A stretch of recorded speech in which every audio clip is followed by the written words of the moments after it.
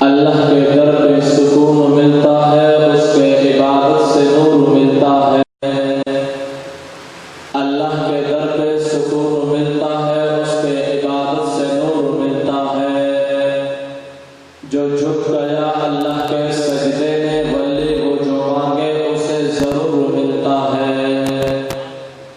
نام محمد سے دلوں کو سرور ملتا ہے، نگاہ فکر کو تازہ شعور ملتا ہے۔ نصیب اپنا جیسا بھی ہو، نام محمد کو لے کر خدا جو بھی مانگو ضرور ملتا ہے۔ نام صحابہ سے خوشبو وفا آتی ہے، ان کے روزوں سے محمد کی صدا آتی ہے۔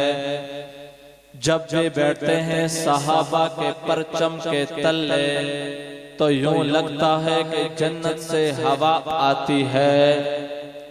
میرے واجب القدر حضرات، علماء کرام اور محترم و مکرم سامعین، میں آج جس عنوان پہ لب کشائی کرنے کی کوشش کر رہا ہوں وہ ہے مقام محمد الرسول اللہ صلی اللہ علیہ وسلم۔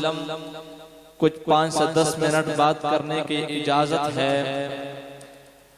آپ کے سامنے حضرت استاد جی حضرت مولانا محمد سلیم صاحب دامت برکاتہم العالیہ، ان کی موجودگی میں بات کر رہا ہوں۔ مجھے ڈر ہے کہ کہیں غلطی نہ نکال لیں۔ میں نے بالکل کم بولنا ہے، اتنا لمبا چوڑا وقت نہیں لینا آپ کا، صرف کچھ ہی منٹ بات کر کے آپ کی جان چھوڑنے والا ہوں۔ تو میرے دوستو، میرے پیغمبر کی سیرت و صورت، میرے پیغمبر کی عزت و عظمت، میرے پیغمبر کا ناموس و تقدس، کہ میرے پیغمبر کی سیرت بھی اعلیٰ، میرے پیغمبر کی بصیرت بھی اعلیٰ۔ میں تو جب اس پیغمبر کی سیرت کے ابتدا کرتا ہوں، میں تو سوچوں کے سمندروں میں مستغرق ہو جاتا ہوں کہ میں اس نبی کی سیرت کی ابتدا کہاں سے کروں، میں اس کی صورت کی ابتدا کہاں سے کروں جو کائنات ارض و سما سے پہلے نظر آتا ہے۔ میں اگر عالم ارواح میں جاؤں، اگر میں نظر غائب سے دیکھتا ہوں تو وَإِذْ أَخَذَ اللَّهُ مِيثَاقَ النَّبِيِّينَ میں مجھے اسی پیغمبر کے عظمت کے ڈھنکے نظر آتے ہیں۔ میں اگر عالم ارواح سے نکل کر عالم دنیا میں آؤں تو عالم دنیا کے ہر در و دیوار پر، ہر صحرا بازار پر، ہر منبر و محراب پر، ہر کتاب کے ورق پر، ہر پرندے کی اڑان پر، ہر قلم کی نوک پر، ہر مچھلی کی زبان پر مجھے اسی پیغمبر کے درود و سلام کے ترانے نظر آتے ہیں۔ میرے دوستو، میرے نبی کی سیرت، میرے پیغمبر کا صورت، میرے پیغمبر کا حسن، میرے پیغمبر کا اخلاق، میرے پیغمبر کا جمال، تو میں اگر عالم ارواح سے نکل کر عالم دنیا میں آؤں، عالم دنیا میں آ کر اگر میں کلمہ پڑھوں تو مجھے اسی پیغمبر کا نام نظر آتا ہے۔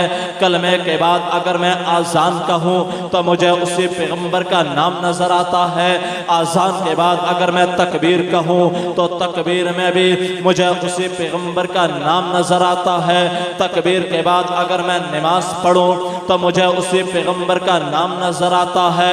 نماز کے بعد اگر میں دعا مانگوں تو دعاؤں میں بھی مجھے اسی پیغمبر کا وسیلہ نظر آتا ہے۔ اور میں اگر قرآن کی تلاوت کروں تو مجھے اسی پیغمبر کا نام نظر آتا ہے۔ اگر میں تورات کے صفحاتوں پہ دیکھوں مجھے اسی پیغمبر کا احترام نظر آتا ہے۔ اگر میں زبور کے صفحوں پہ دیکھوں مجھے اسی پیغمبر کا اخلاق نظر آتا ہے۔ اگر میں انجیل کے صحیفوں پہ دیکھوں مجھے اسی پیغمبر کا ذکر نظر آتا ہے۔ اور میں اس سے بے قدم اور آگے چلتا ہوں، اور میں اگر اس دنیا کو چھوڑ کر میں مر جاؤں تو میرے مرنے کے بعد میرے نماز جنازہ میں بھی مجھے اسی پیغمبر کا نام نظر آتا ہے۔ اور میں اگر قبر میں اتر جاؤں تو میرے قبر کے سوال و جوابوں میں مجھے اسی پیغمبر کا نام نظر آتا ہے۔ اگر میں قبر سے اٹھ کر عالم محشر میں جاؤں تو مجھے اسی پیغمبر کا جام جھلکتا نظر آتا ہے، اگر میں پل صراط پہ چلوں تو مجھے اسی پیغمبر کی شفاعت پرستی نظر آتی ہے، اگر میں در جنت میں جاؤں تو جنت کے ماتھے پر بھی مجھے اسی پیغمبر کا نام لہراتا نظر آتا ہے، اگر میں جنت کے اندر چلا جاؤں میں جنت کے نہروں کے لہروں پہ دیکھوں، میں جنت کے درختوں کے پتوں پہ دیکھوں، میں جنت کی حوروں کی جبینوں پہ دیکھوں، حتیٰ کہ بلکسر والا میرا یہ جملہ آپ کی داد مجھے تقویت نہیں دے گی بلکہ آپ کے اس مسلک کو تقویت دے گی۔ اگر میں جنت کے اندر چلا جاؤں میں سدرۃ المنتہا کی انتہا پہ دیکھوں، تحت الثری سے لے کر عرش معلی تک جہاں کہیں بھی ولی اللہ نظر دوڑاتا ہے تو مجھے ایک طرف ذکر خدا نظر آتا ہے تو ایک طرف ذکر احمد مصطفیٰ نظر آتا ہے۔ میرے دوستو چلتے ہیں قرآن کے دربار پہ، قرآن سے پوچھتے ہیں کہ قرآن پیغمبر کی سیرت بتا، تو یہ قرآن مجھے بتائے گا۔ اگر میں نگاہ اٹھا کے دیکھنا چاہوں پیغمبر کا چہرہ تو مجھے پیغمبر کا چہرہ نظر نہیں آئے گا۔ اگر میں قرآن سے پوچھوں اے قرآن پیغمبر کی آنکھیں بتا، یہ قرآن مجھے پیغمبر کی آنکھیں بتائے گا۔ اگر میں نگاہ اٹھا کے دیکھنا چاہوں مجھے مصطفیٰ کی آنکھیں نظر نہیں آئیں گے۔ اگر میں قرآن سے پوچھوں اے قرآن پیغمبر کا حسن بتا، یہ قرآن بتائے گا۔ میں قرآن سے پوچھوں پیغمبر کا اخلاق بتا، یہ قرآن مجھے پیغمبر کا اخلاق بتا تو یہ قرآن مجھے بتائے گا۔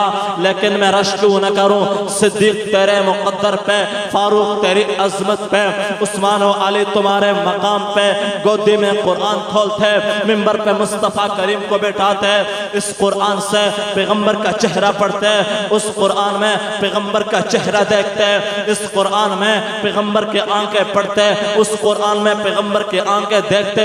او بلکسر والو ہم کوئی پاگل نہیں ہے، یہ دنیا صحابہ صحابہ صحابہ صحابہ کرنے پہ مجبور کیوں ہے؟ وجہ یہی ہے کہ تو باپ کا چہرہ دیکھے، ابے کا چہرہ دیکھے، استاد اور مرشد کو دیکھے، نانی اور دادے کو دیکھے، لیکن میں قربان جاؤں صدیق تیرے مقدر پہ جنہوں نے پوری زندگی نگاہ کھول کے اگر دنیا میں دیکھا ہے تو محمد مصطفیٰ کے چہرے کو دیکھا ہے۔ قرآن کو پڑھ کر دیکھ ذرا، ہے فرض کرم صحابہ کا، نبیوں کے بعد اس دنیا میں اعلیٰ مقام صحابہ کا، اور کچھ بدبخت سمجھتے ہیں کہ خاک ہے ایمان صحابہ کا۔ اے بدبخت ان پر تنقید نہ کر، اے بدبخت ان پر تنقید نہ کر، تو دیکھ امام صحابہ کا۔ مجھ کو ہے ناز امین اس پر کہ میں ہوں غلام صحابہ کا، اور لے شوق سے نام صحابہ کا، کر چرچا عام صحابہ کا، گر طلب ہے تجھ کو جنت کی تو پھلا تھام صحابہ کا۔ اگر کوئی ایسا جملہ میری زبان سے نکلا ہو جو آپ حضرات میں سے کسی ایک کے دل پہ سخت گزرا ہو، اگر آپ میں سے کسی ایک کے دل پہ سخت گزرا ہو تو معافی کا طلبگار، اب تو جاتے ہیں میں ایک داسمیر، پھر کہیں ملیں گے اگر خدا لایا، اب جس کے جی میں آئے وہی پائے روشنی، میں نے تو دیا چلا کے سر عام رکھ دیا۔ وآخر دعوانا ان الحمدللہ رب العالمین۔